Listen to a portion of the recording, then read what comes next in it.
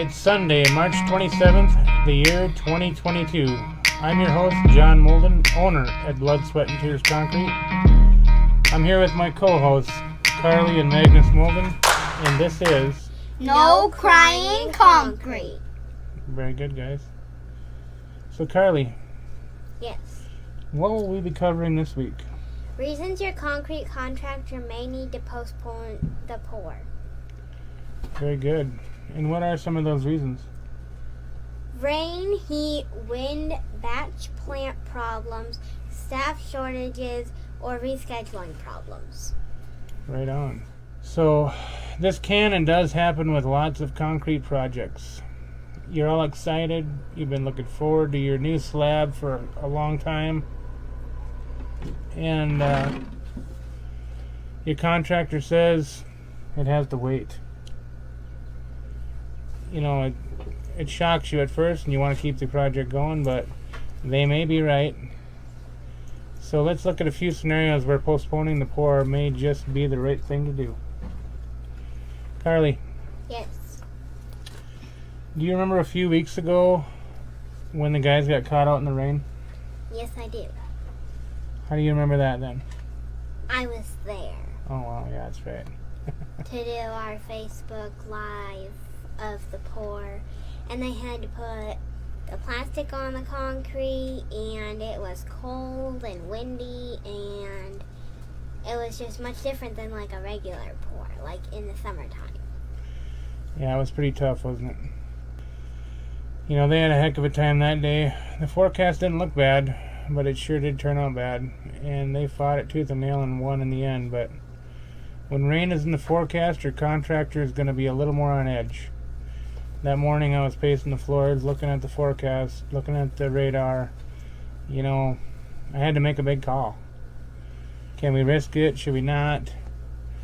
And with how busy it is right now, the concrete has to be ordered weeks in advance. And if you need a pump, it may even take longer than that to get the pump once you postpone it. So it isn't something we do for no good reason at all. Now, if the forecast is 100% and your contractor orders the mud, 100% chance of rain, and your contractor orders the concrete, you probably hired the wrong contractor. Wouldn't you say? Yeah.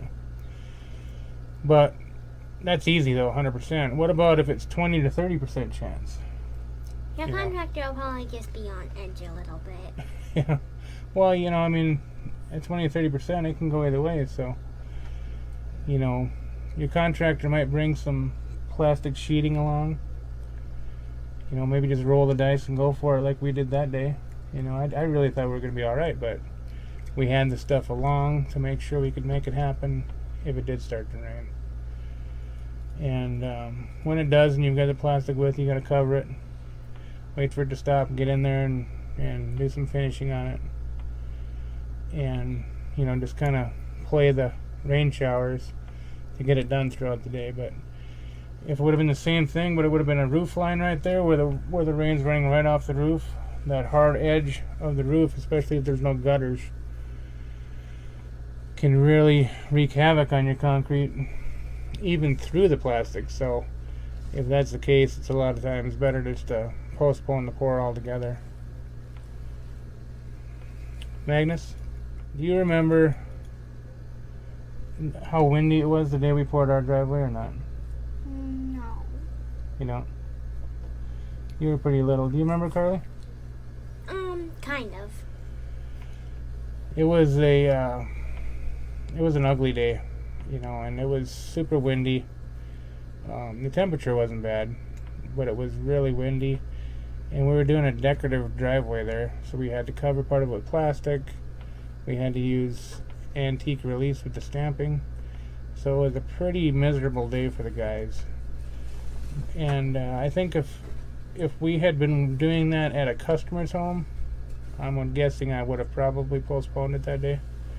But since we were doing it here, we had a little shelter from the garage, and then we set up some 4-foot step forms as a wind barrier, and we went for it. It turned out fine, but it was a little bit it was a little tricky, put it that way. So I guess the thing is that wind does happen, and unfortunately, wind is a mortal enemy of concrete. Your contractor most likely has a surface retarder with and finishing aids on hand for windy days. And they might also be able to set up barriers like we did that day. But they may also just call you up and let you know that they're going to postpone the pour because of the wind. And don't hate them for it, because it looks like you picked a good contractor. So just say thank you and bear with them. Yeah. When we poured our driveway, Brother told Orville he was doing it wrong. Yeah, that was that day, wasn't it? Yeah. He was pretty little, but for some reason he thought that Orville was doing it wrong, so he came up behind him and let him know.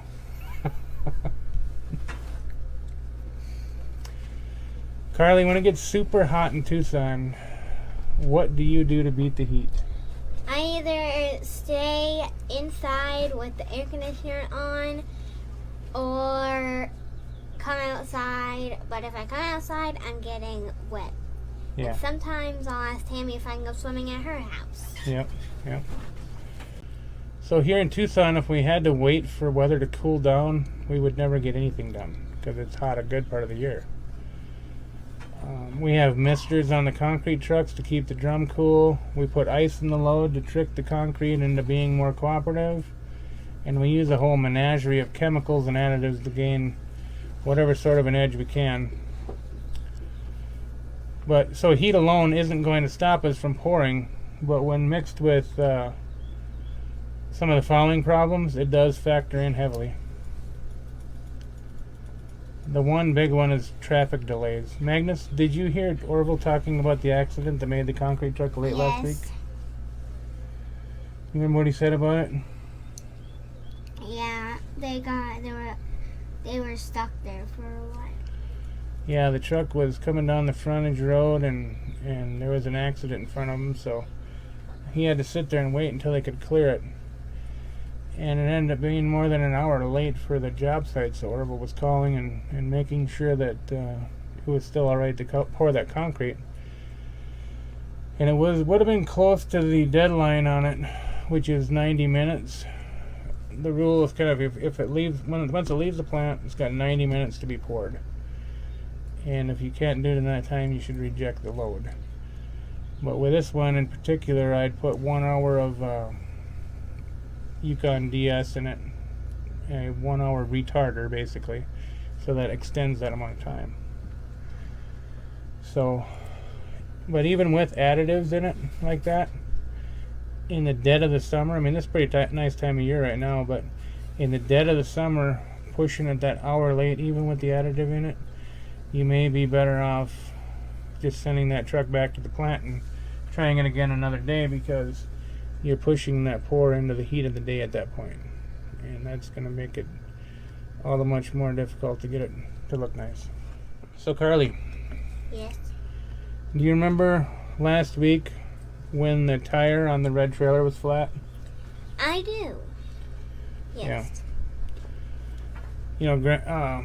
Paul had just taken it to the tire shop the day before and got the tire fixed, and on the way back here it picked up another nail or screw or whatever, and it was flat that morning, so Orville ended up having to transfer all of his tools and stuff to another trailer and getting to the job site. And he was a little bit late that morning, but that's just the way that things go when it comes to anything mechanical. Sometimes things break, and that's even at the batch plant, which is what brings us to our next thing, the batch plant problems. Some mornings the guys will be putting plastic up to shield the splatter and taping off and getting everything ready to go, and the phone will ring and it'll be the batch plant, and they're going to say there was a problem at the plant and the mud will be an hour late, or however much late. And that doesn't sound super terrible to the untrained eye, but every second is precious to a contractor who's particular about the way the slab turns out, especially in the Arizona heat. So Carly, Yes. have you ever gone to bed feeling fine and then woke up sick in the morning? Yes, there's been times where I'll go to bed feeling just fine, and then I'll wake up with either a sore throat or a headache or whatever, or Yep. even a stomach ache. So Exactly. Yep. typically when I get sick, that's how I get sick. Is I'll go to sleep, and then when I wake up, I don't feel good. How about you, buddy? Yeah. What's happening to you too? Sometimes you get sick at like school or something. Yeah. Yeah. In the middle of Yeah, people get sick. We found that out especially in the last couple of years, haven't we? Yeah. People get sick. People are scared of being sick, all that stuff. So that leads us to staffing shortages. And there's a lot of that going on nowadays in general. But what we're talking about right now is like the lead finisher. He's often the glue that holds the finishing operation together. He or she is the conductor of an operation that is all about timing. And you know, with most jobs, the crew can handle pouring something just fine by themselves. They don't need that main finisher there. But if that project takes that special skill set where there's multiple slopes and a lot of different things going on, the contractor might be better off just postponing that pour until his main finisher can be there. So Magnus, have you ever waited till the last minute to do something? Yeah, What was that then? schoolwork. It was. What about you, Carl? You've never done that, have you? Yeah, I've done that. I think we all have. I think so. I know I have. I remember Like- doing. A couple days ago, I don't remember if it was 2 or 3 days ago, but whatever it was, we had to go to football conditioning for my brother, and I didn't have my shoes on and my hair done, and I didn't have our water bottles made, and so we were a little bit late. Yeah. We kind of push everything off to the last minute, think we can get it done. So that brings us to scheduling problems, and in busy times like right now, we need to schedule the concrete 2 to 3 weeks out. And if a customer calls and has to reschedule at the last minute, or weather throws a wrench in the works, it can be tricky to get concrete in short notice. You know, sometimes I'll get a call on a Friday and a customer will say, hey, we can't start next week. Such and such came up.